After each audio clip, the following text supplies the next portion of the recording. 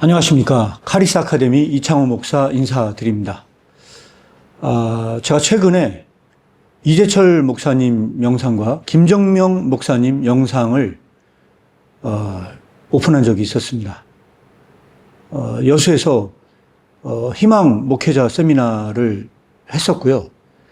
그 목회자 희망 만들기 이 세미나를 여수에 있는 김정명 목사님이 주최를 했었습니다.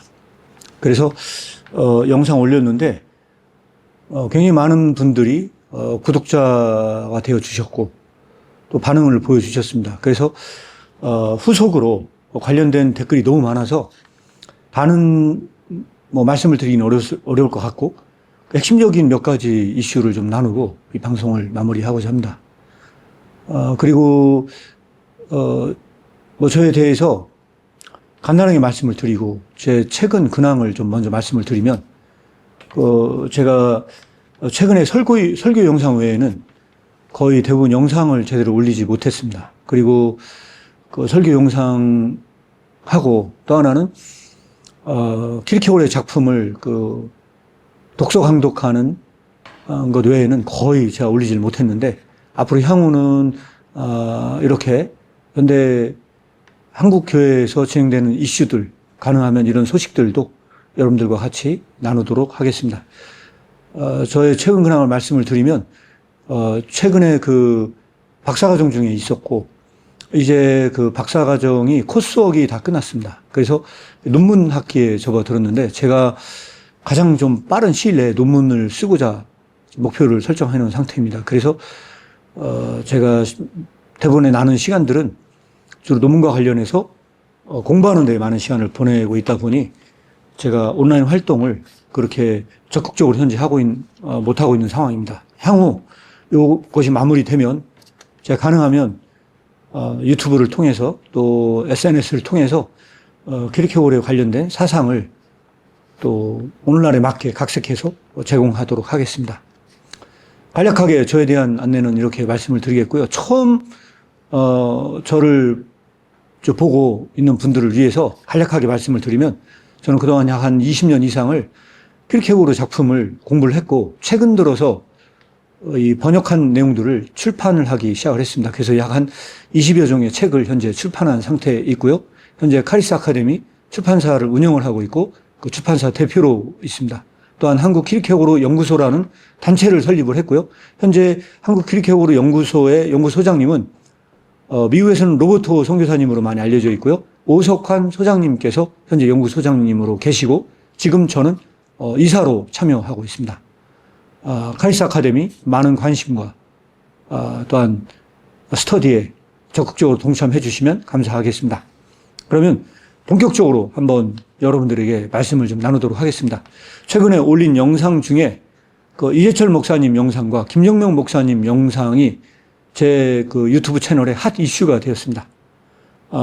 기독교 과연 정말 이대로 되겠는가에 대한 목회자 희망 만들기 세미나에 대한 영상이었고 제가 정확하게 지금 기억이 나지는 않지만 여수에 약 한 2주 전? 한 2주 전 정도 1개월 전이군요 벌써. 한 1개월 전 정도에 여수에 갔었습니다. 그래서 그 영상을 좀 찍어서 온라인에 좀 올려달라고 김정명 목사님이 특별히 부탁을 하셔서 제가 여수까지 갔었습니다. 그리고 제가 이렇게 많은 반응을 보여줄지는 몰랐습니다. 그런데 제가 친절하게 댓글을 다 달려고 생각을 했었는데 댓글을 달 수 없을 만큼 많이 댓글이 올라와 있었습니다. 제가 지금은 다 확인을 못했는데 약 한 500개 이상 이재철 목사님 영상에 댓글이 달린 상태입니다. 그런데 대다수 많은 사람들은 긍정적으로 답변을 주셨지만 제가 명확하게 세보진 않았으나 약 한 7대3 정도 비율에 좀 굉장히 이재철 목사님을 비판하는 영상 댓글을 다시는 분들이 계십니다. 그래서 이런 부분들에 대한 일종의 제 나름대로의 생각을 여러분들에게 공유를 드리고자 이 영상을 찍습니다. 먼저 이재철 목사님에 대한 비판에 대한 여러 목소리들이 있는데 그중에서 얼토당토 않는 댓글을 다신 분들을 제외한 분들의 일부 의견에 대해서 제가 답변을 드리고자 사실 영상을 찍습니다. 또한 지금은 제가 다른 영상, 댓글 중에서도 그 이상한 댓글 다신 분들 제가 삭제를 하지 않았으나 앞으로 제가 이 영상을 찍는 것 이후부터는요, 특별히 이상한 댓글 같은 경우에 뭐 욕을 한다든지 그 말도 안 되는 이상한 댓글을 다시는 분들의 그 댓글들은요, 제가 과감하게 그 삭제할 예정입니다. 아무래도 온라인상이다 보니 그런 이상한 분들이 좀 있는 것 같습니다. 그런 이슈들까지 오늘 다 나눌 예정입니다. 그래서 이재철 목사님 그 비판에 대한 것 중에서 핵심적인 것들에 대한 거를 여러분들에게 좀 나누고자 합니다. 그 중에 하나가 뭐냐면 왜 은퇴하고 다시 찾지 말아달라고 하더니 왜 자꾸 나오느냐 하는 이런 댓글을 다신 분들이 있고요. 또 하나는 뭐냐면 왜 기독교를 자꾸 비판하냐, 이런 댓글을 다신 분들이 있습니다.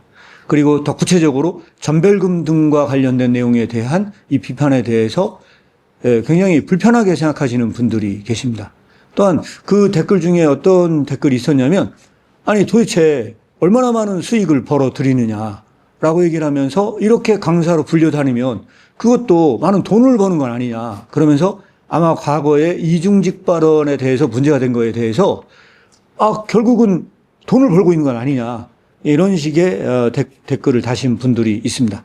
그런데 이 부분에 대해서 제 나름대로 해명을 드리고자 말씀을 드린다면요, 제가 아는 바대로 말씀을 드리면요, 이재철 목사님은 과거부터 지금 현재 이르기까지 어디에 강사로 초빙돼서 갔는데 거기에서 강사비를 받은 적이 없는 것으로 알고 있습니다.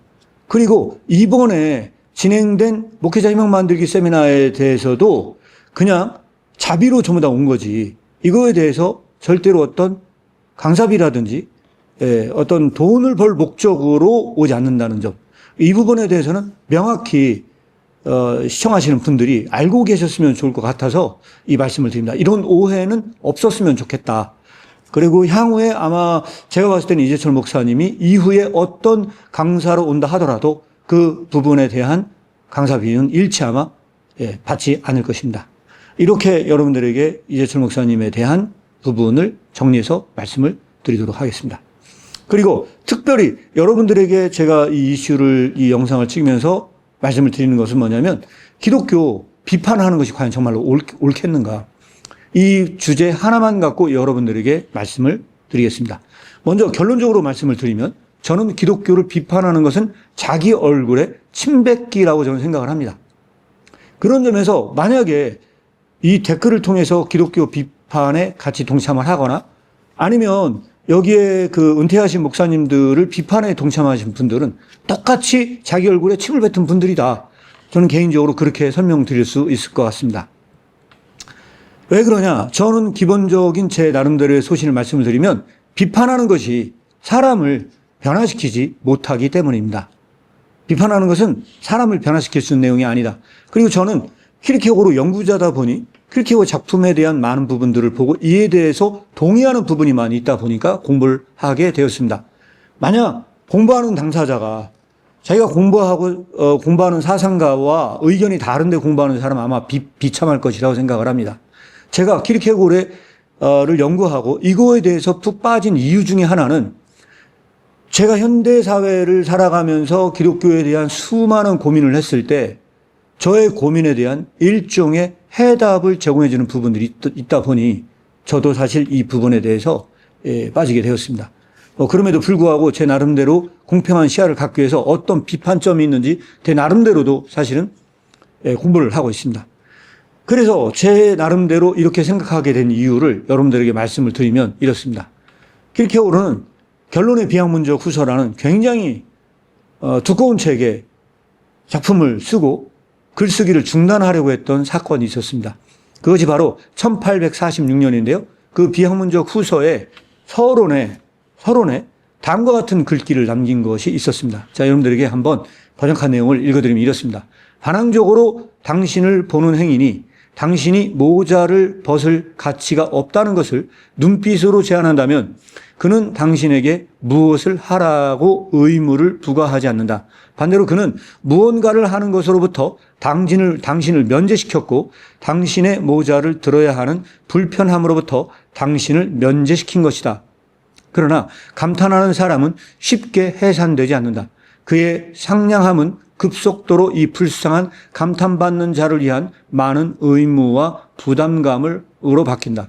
이 불쌍한 감탄받는 자는 그것을 알기 전에 그가 모든 사람들 중에서 가장 독립적인 사람이야만 할지라도 삶에 대해 그에게 부과한 세금과 의무를 갖고 있었다. 예, 이 얘기가 어쩌면 조금 어렵게 들려올 수도 있습니다. 제가 이거를 기독교를 비판하는 것이 옳은가라는 주제에 대해서 여러분들에게 짤막하게 해설을 드리면 이렇습니다. 어떤 사람이 반항적으로 당신을 보는 행인이 그 사람이 지나가면서 여러분들을 비판한다고 생각해 보시기 바랍니다. 그러면 그 비판하는 사람은요, 당신에게 어떤 의무를 부과하지 않는다는 겁니다. 반대로 혹시 지나가면서 아무도 모르는 사람이 반대로 그에게 무언가를 하는 것으로부터 면제시켰다는 것입니다. 그것은 뭐냐면 최소한의 예의조차 지킬 필요가 없다는 걸 인식시켜줬다는 것이죠. 예를 들어서 이런 겁니다. 여러분들에게 비판하는 사람에게는 모자를 벗을 필요도 없다는 것을 인식시켜줬다는 것입니다. 키르케고르가 이 작품을 썼을 당시에 유럽 사회에서는요, 제가 알기로는요, 대다수의 많은 사람들이 모자를 쓰고 다녔고 적어도 사람들을 만나면 예의 차원에서 모자를 벗었던 것으로 알고 있습니다. 그러나 비판하는 사람들은 어떻습니까? 비판자에게 굳이 모자까지 벗을 필요도 없다는 겁니다. 이것은 무슨 얘기를 하는 걸까요? 비판하는 것이 그 사람에게 의무를 부과하지 않는다는 것입니다. 그래서 키르케고르는 이 글에 뭐라고 얘기를 하냐? 기독교의 참여는 긍정적 참여만 참여지 비판하는 참여, 부정적 참여는 기독교에 참여하는 것이 아니라고 설명을 합니다.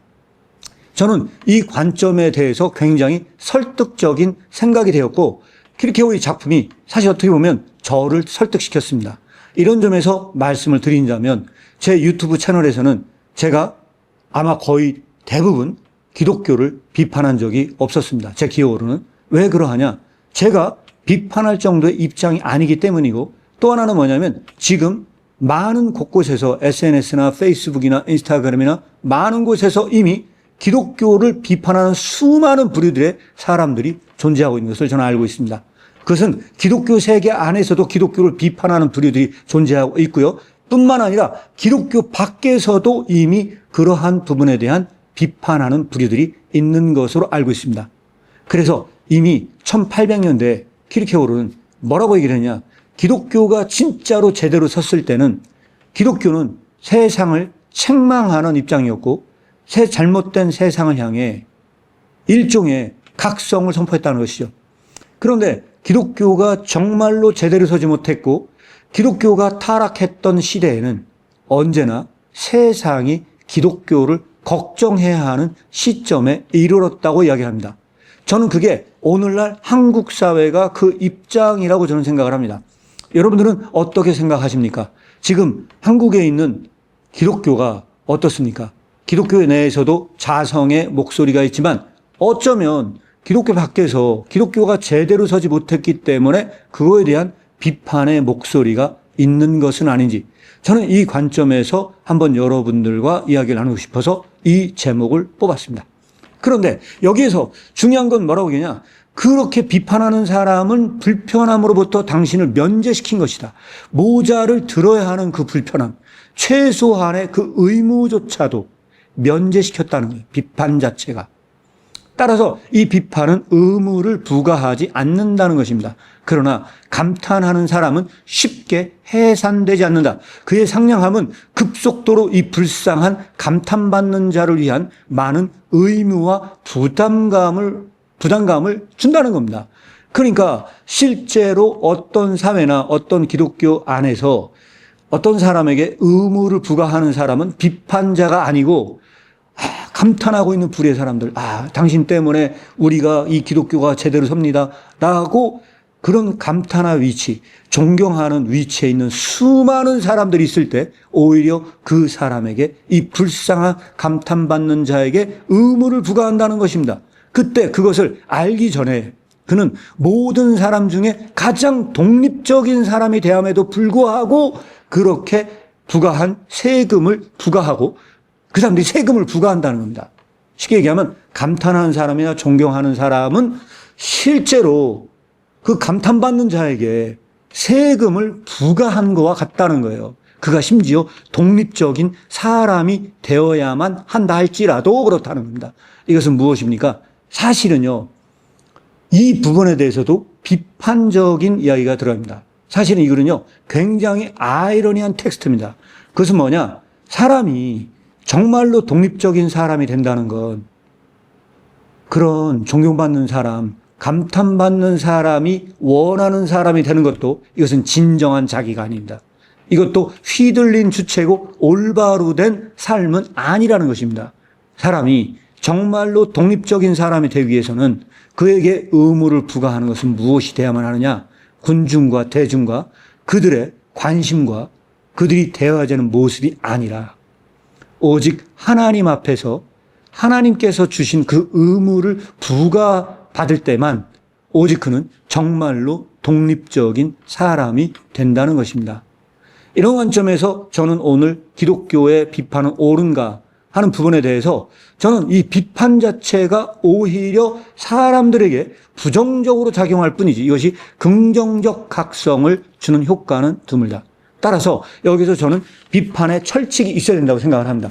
그러면 기독교를 비판하지 않는 것만으로 될 수가 있냐? 저는 분명히 각성과 자성의 목소리가 필요한 건 사실이라고 생각합니다. 저는 그러한 사명을 일깨우고 있었던 사람들이 누구였느냐? 구약에서는 저는 그 예언자적인 목소리라고 생각을 합니다. 예언자들은요, 그 시대에 날선 비판을 가했던 대표적인 저는 사람들이었다고 생각합니다. 그렇다면 그 비판하는 사람은 어떤 부류의 사람들이었냐? 예언자들은요, 목숨을 걸었습니다.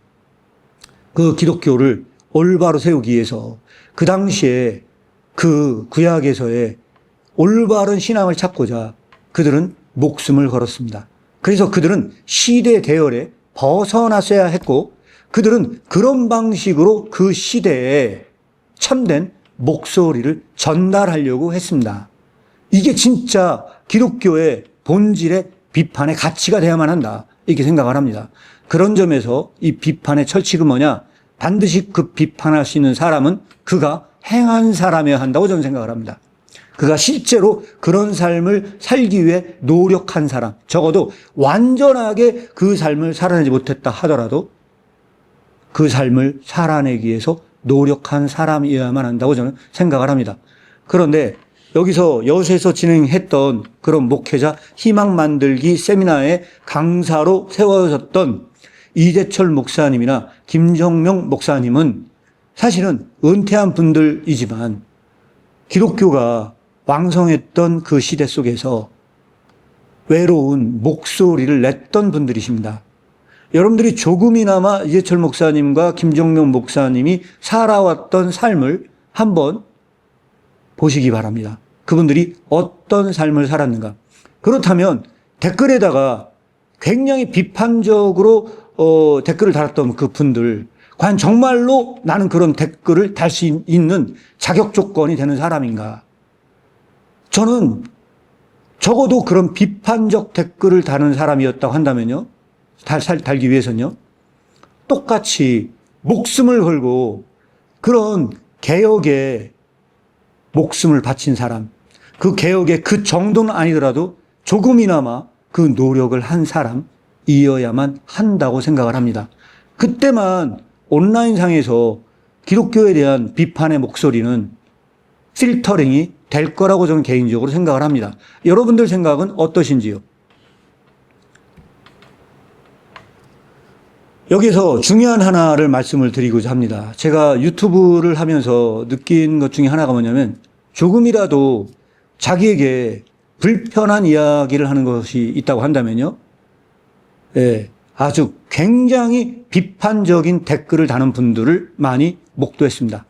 그래서 제가 예전에 오신공에 출연을 해서 거기에 찍은 영상도 지금 수백 개의 댓글이 달려 있는데 얼마나 비판적인 댓글이 많이 달렸는지, 너는 목사라고 하는 인간이 너는 철학자를 공부하냐? 그 시간이 있으면은 너는 신학이나 공부해라 라는 댓글을 다시는 분부터 시작해서 정신 차리라는 등 정말로 어마어마한 수많은 댓글들을 본 적이 있습니다. 저는 여기서 우리는 뭘 할 수 있냐? 인터넷상에서 익명성이 엄밀한 의미에서 사람을 죽입니다. 인터넷, 유튜브의 댓글, 면전에서 이야기하라면 절대 그 사람들 이야기 못합니다. 제가 댓글에서 비판적인 댓글을 다신 분이 있길래 제가 정중하게 말씀을 드렸습니다. 그것은 오해입니다. 라고 제가 말씀을 드리고요. 만나서 이야기하자고 얘기를 했습니다. 만나서 이야기하면 우리는 더 좋은 생산적인 이야기를 할 수 있을 거라고 제가 말씀을 드렸습니다. 그랬더니 그 순간 그 사람은 아무런 답변이 없었습니다. 여러분들이 여기서 부정적인 댓글을 다신 분들, 이재철 목사님 면전에 놓고 똑같은 얘기 하라면 여러분 하실 수 있는 분이 있겠습니까? 인터넷의 익명성은 폭력성을 낳습니다. 대다수의 많은 사람들이 그런 폭력적 기반 속에서 댓글을 답니다. 내가 단 댓글 하나가 폭력이 아니라고 생각하시는 부류들, 그런 방식으로 사람을 죽입니다. 그런데 여기서 중요한 게 뭐냐? 죽은 사람은 있는데 죽인 사람은 존재하지 않습니다. 이것이 오늘날 현대의 비극입니다. 만인에 의한 폭력은 분명히 죽은 사람이 있음에도 불구하고 단 한 사람도 죄책감을 느끼지 못한 채 그들은 웃으면서 살아갈 수 있습니다. 이런 관점에서 저는 익명성은 죄책감이 사라지게 한다고 생각을 합니다. 그런데 이 방송을 들으시는 대다수의 많은 사람들은 크리스천일 것입니다. 그런데 그 크리스천들은 어떤 삶을 살아가는 사람들입니까? 하나님 앞에 서 있다고 생각하는 사람들입니다. 적어도 그 정도의 경건의 의식이 있는 사람이라고 한다면 과연 비판적 댓글을 다는 부분에 대해서 어느 정도 여러분들은 떳떳하다고 생각하십니까? 저는 제가 이렇게 이야기하는 것조차도 저는 상당히 사실 이 부분에 대해서 이 말을 정말 할 만한 자격이 되는가 하는 부분에 대해서 제 자신을 사실은 돌아봅니다. 왜? 이것 또한 하나의 비판이 될 수 있기 때문입니다. 따라서 적어도 이 부분에 대한 분명한 의식을 갖고 여러분들이 온라인에서 활동하시면 어떨까 제안을 드립니다. 그럼에도 제가 이렇게 말씀을 드린 이유는 어쨌든 제 기억으로는 저는 온라인상에 비판적으로 댓글을 달거나 혹은 예의 없이 그 댓글에 대해서 대하거나 하지 않기 위해서 많은 노력을 했습니다. 마지막으로 제가 한 가지만 말씀을 드리고 오늘 방송을 마무리하고자 합니다. 이재철 목사님은 교회 개혁을 위해서 평생 헌신했던 대표적인 사람입니다. 대형교회를 하지 않았는가 하는 의견을 댓글을 다신 분이 계십니다. 그러나 엄밀한 의미에서 오늘날 조금만 이름이 났다고 하면요 사람들이 다 찾아옵니다. 아마 그냥 다 가라고 아마 하기는 어려울 거라고 생각을 합니다. 대표적인 저는 사람 중에 한 분이 저는 김관성 목사님도 그 중에 하나라고 생각을 합니다. 그런 분들은 교회 오픈하면 그냥 모여듭니다. 개척하기 아주 쉽습니다. 그러나 저 같은 사람이 개척을 한다는 건 아주 어려운 일입니다. 제가 키리케고를 하지 않았다면 저는 아마 지금도 그냥 가족끼리 예배를 드리고 있었을 것입니다. 저 역시 어떻게 보면 유튜브의 수혜자 중에 하나입니다. 저는 단 한 번도 제가 나가서 전도를 한 적은 없습니다. 저는 그 정도로 사실은요, 개척에 대해서는 별로 신경을 쓰지 못했고 주로 키르케고의 작품을 번역하고 출판한 일에 올인했던 사람 중에 한 명입니다. 그런데 어느 날 유튜브를 보고 예배를 드리러 오겠다는 분들이 계셨습니다. 그런 식으로 예배가 진행이 된 지 얼추 1년 6개월이 넘었습니다. 그래서 지금 교회에서 한 10명 정도 예배를 드리고 있습니다. 그러나 저처럼 활동도 못하는 대다수의 많은 목회자들은 어떤 삶을 살고 있다고 생각하십니까? 저 역시 이중직입니다. 저는 이렇게 목회를 하면서 나름대로 출판사도 운영만 하는 것 뿐만 아니라 여러 가지 다채로운 일을 하면서 수익 창출 활동을 하고 있습니다. 그 중에 하나가 많은 수익 활동은 아니지만 유튜브에서도 제가 2번이나 한 10만 원 이상을 받은 적이 있습니다. 이게 저의 그런 수익 활동 중에 하나입니다. 그런데 저는 사실은요, 그 이중직 목회자 그 페이스북 카페에서 저는 제가 올리는 글은 전부 다 차단되는 상태입니다. 왜 그러냐? 너는 이중직이 아니라는 겁니다.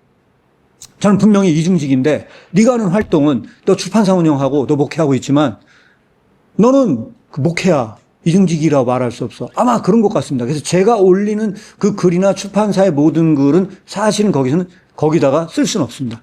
대다수의 거기에 글을 올리시는 분들은 노하다를 띄거나 여타의 이 기독교적인 거에 정반대 어떤 일을 하는 분들로만 아마 이중직에 관련된 거를 인정하려고 하는 듯한 느낌을 받았습니다. 어쨌든 제가 올리는 글들은 대부분 다 차단을 당해서 현재는 사실은 쓰지 않고 있습니다. 아마 저는 충분히 이해를 하고 있습니다. 왜? 제가 올리는 글들은 아무리 출판사라고 얘기하지만 이중직으로 볼 수 없는 거라는 그 판단은 아마 제 나름대로도 그분들에 비하면 저는 과분한 거라고 생각을 합니다. 왜냐하면 저도 한때는 노아대에 뛰었었고 직장 생활을 했었습니다. 근데 지금도 그 생활을 영위하면서 목회하시는 분들이 있기 때문입니다. 지금 이야기가 또 다른 쪽으로 샜는데 마지막으로 킬케울의 일기 1850년에 썼던 일기 하나 소개시켜드리고 방송을 마무리하도록 하겠습니다. 일기의 제목은 앞으로 다가올 일이라고 해놨습니다. 마치 예언자적인 이야기를 해놨습니다. 개혁돼야 할 것은 교리가 아니며 개혁돼야 할 것은 교회가 아니다. 이런 것들이 아니라고 얘기합니다. 개혁돼야 할 것은 바로 실존들이다. 우리의 존재 전체가 어쩌면 형편없이 혼란일 수 있으며 결국 우리 모두는 언젠가 기독교에 대해 끔찍한 고백을 하게 될지도 모른다. 그것은 곧 실존적 확고함의 결여 때문이다. 그러나 이 실존적 문제 앞에서 우리는 모두 몸을 사린다. 그래서 나오는 것이다. 이 수많은 회피책과 핑계들이 교리를 개정해야 한다. 교회를 개혁해야 한다. 국가를 바꿔야 한다. 등등. 이렇게 일기에다 써놨습니다. 여러분들은 이 의견에 대해서 어떻게 생각하십니까? 오늘날 우리는 교회에 대해서 많은 자성에 대한 목소리들이 나오고 있습니다. 여러분들은 교회가 개혁의 대상이라고 생각하십니까? 그래서 교회가 바뀌어야 한다고 생각하십니까? 이때 열애가 되는 건 한 가지가 있습니다. 교회가 바뀌어야 돼. 교회가 바뀌어야 돼. 라고 수많은 이야기를 하시는 분들, 정작 나 자신이 변화돼야 한다는 생각은 거기에서 제외가 됩니다. 여러분들은 그 개혁의 대상이 아닙니까? 제가 방송을 찍고 있는데 이 방송을 찍고 있는 나 자신은 과연 개혁의 대상이 아닌가요? 우리는 교회가 개혁되어야 한다면서 나 자신이 개혁돼야 하는 이 일은 누락되는 것은 아닐까요? 킬케울은 다른 글에서 이런 말을 써놓은 것이 하나가 있습니다. 수많은 사람들이 비판의 목소리를 낼 수 있습니다. 기독교에 대해서 비판의 목소리를 낼 수 있고 이재철 목사님, 김정명 목사님 이런 분들에 대해서 비판의 목소리를 낼 수도 있습니다. 그런데 그 비판하는 사람은 착각이 들어온답니다. 나는 왠지 비판의 대상이 아니라는 착각. 나는 그 비판의 부류가 아니야.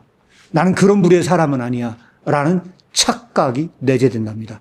그래서 비판하는 사람은 자기를 제외한 모든 것이 개혁되어야 된다고 이야기하지만 정작 그 개혁에서 자기 자신을 누락시키는 자기 기만에 빠지는 지름길로 간다고 이야기를 하고 있습니다. 여러분들 생각은 어떠신지요? 여러분들은 개혁의 대상에서 제외될 수 있는 것입니까? 아니면 진정으로 우리 자신이 그런 개혁의 대상이 되어야 한다면 우리는 말씀 앞에서 두렵고 떨어야 하는 것은 아닙니까? 이재철 목사님에 대한 비판적인 글과 또한 김정명 목사님에 대한 비판적인 글에 대한 저 개인적인 소신을 여러분들에게 말씀을 드렸습니다. 제가 이 영상으로 많은 구독자가 늘었습니다. 한 달 동안 1000명 이상의 구독자가 늘었는데 찾아주신 거에 대해서 진심으로 감사드립니다. 아마 대다수의 많은 사람들이 한국교회가 좀 바뀌었으면 좋겠다라는 열망 때문에 저는 구독했으리라 생각을 합니다. 여러분들의 생각을 댓글로 남겨주신다면 이후에 방송을 찍는데 굉장히 많은 도움이 될 것 같습니다. 이후에 궁금한 점 있으시다면 이 부분에 대한 소신을 제 나름대로 밝히도록 하겠습니다. 지금까지 시청해 주신 분들 진심으로 감사드립니다. 방송을 마치겠습니다.